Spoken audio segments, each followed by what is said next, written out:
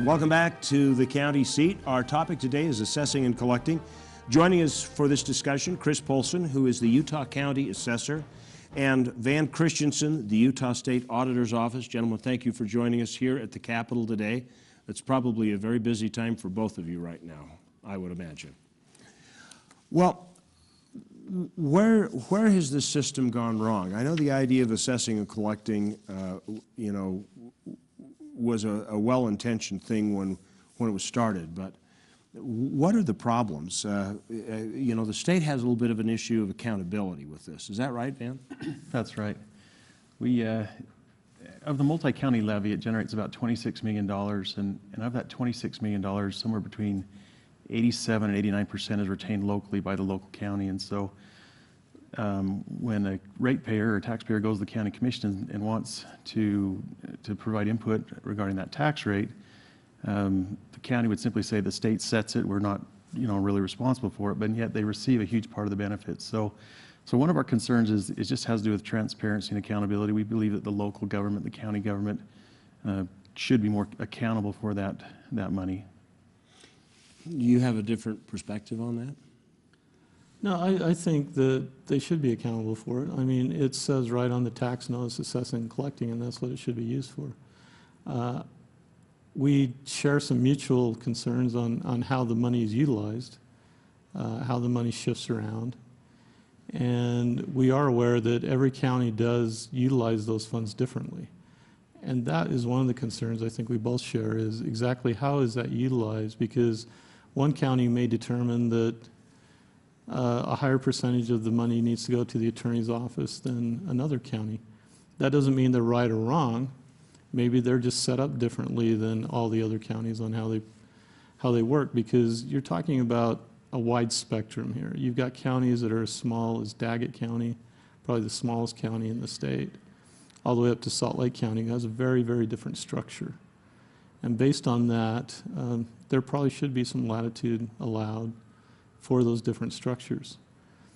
From the county side, I know some of the receiving counties and some of the others are concerned that there are limitations on how much money each county gives. It's a statewide rate, and like the basic school levy, that rate is the same rate across the entire state, and the money is collected. The multi-county assessing and collecting rate has caps. When some of the counties reach this cap, that's all they have to pay, and the rest of the money is retained. And I know for some counties that's an issue. It's not truly a statewide rate when you have caps and ceilings and floors and all these conditions tied to that rate as to how it's going to be allocated. There are some other concerns that we have. Could you explain that just a little bit better for me, though, about the caps, and what effect does that have to the net taxpayer, the guy who looks at his tax bill at home? It probably doesn't have anything to do with the perception of the taxpayer. The taxpayer is going to be paying on that one rate. No matter where you live in the state, you're going to be paying on the same rate. However, when it was implemented, Salt Lake County had a cap. They were limited to how much they would contribute in. If the cap wasn't in place, then they would be contributing a larger sum than they are now. So the cap is not on the taxing side, it's on the distribution side. It's on the distribution side, which goes back to what Van was talking about as to the distribution. It becomes a limitation on who's paying, because you have some counties such as Cache County that's paying $100,000 a year right now. Salt Lake County is paying $300,000 a year. And when you look at population, is that the same? Is it considered, is there a correlation between population and how much is being paid? So Cache County believes they're paying way too much. Salt Lake will tell you they're paying way too much too at $300,000. So it's all based on your perception and where you're at. Would there be some help in having some guidelines for the counties to say, your cap is going to be here, and distribution of this, or how you use this money? Because it sounds like one of the other issues is how are the counties applying it? Does it need guidelines? I mean, is it or is that perceived as a problem as a guideline? If the county wants to use it for roads, another wants to use it for a county hospital, I mean, is it a matter of making it more dedicated? That is the second, one of the second concerns that we have with it is the use of funds. And that has been something that's been discussed quite a bit among the counties is if we represent that we're using this tax rate for assessing and collecting property, are we actually using it for that, or are we using it for other purposes? And for example, one county I looked at, it's a receiving county. In about a 6-year period, they had, due to changes in the law, they received about another $217,000 in revenue. But their assessor's office only got $27,000 of that $217,000. So if assessing of property is the priority and is what we're representing, is what we're collecting these funds for, in that county, it didn't get to the assessor's office. And so the use of funds is a concern that our office has. Counties have percentages that they allocate to different offices, but we did a study in 2008, and most counties didn't really have a good basis or methodology for their percentages. For example, one county said that 50% of their attorney's office was spent on assessing and collecting functions, which we didn't think was reasonable. Maybe the program's wrong.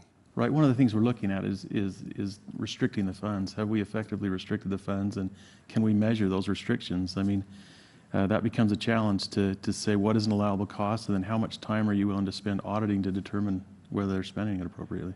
Okay, so now you hear, as a county assessor, all of a sudden you hear from the state restricting the funds. What does that do to you?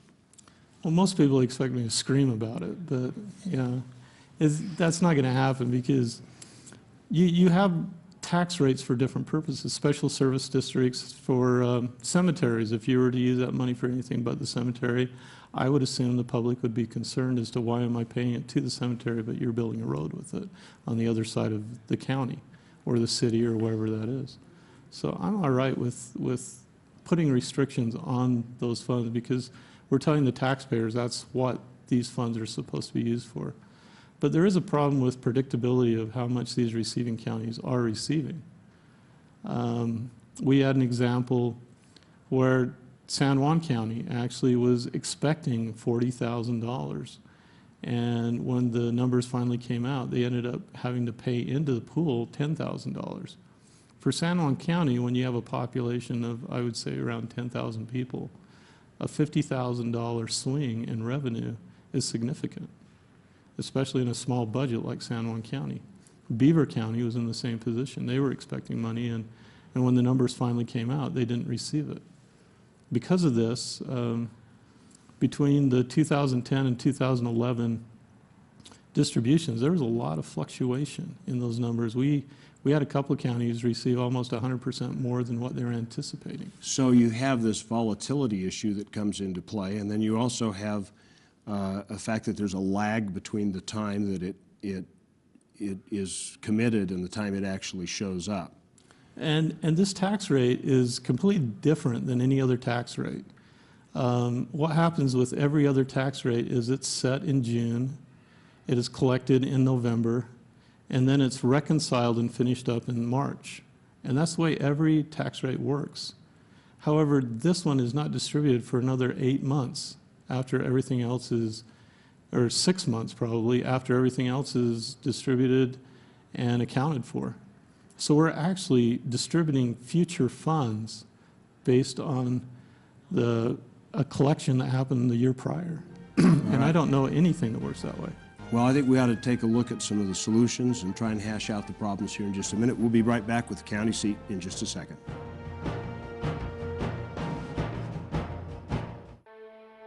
What are the words that describe the perfect destination?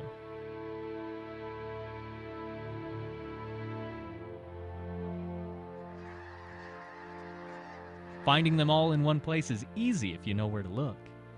Millard County in the heart of Utah offers ATV adventures, rock crawling events, art festivals, and nature at its most epic. Millard County, Utah. Find out what you've been searching for. The State of Utah School and Institutional Trust Lands Administration. SITLA manages 3.5 million acres of Utah lands with the express purpose of furthering the education of Utah students while promoting local industry, oil and gas, even residential development, all at the same time. Through the careful use of trust lands, we distributed more than $22 million to Utah schools last year. The State of Utah School and Institutional Trust Lands Administration, building the state's permanent school fund.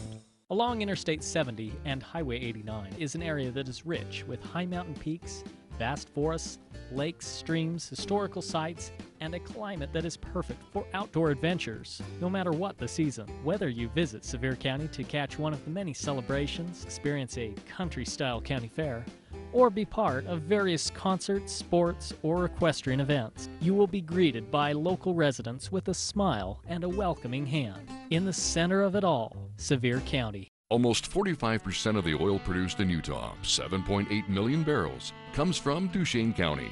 That oil feeds our state economy, provides job growth, and supports local business. Here in Duchesne County, we're working to make Utah an economic, cultural, and technological leader. Whether you're here for business or pleasure, Duchesne County will welcome you with open arms and invite you to explore all the beauty of the Uinta Mountains. Duchesne County, close enough for business, far enough to get away.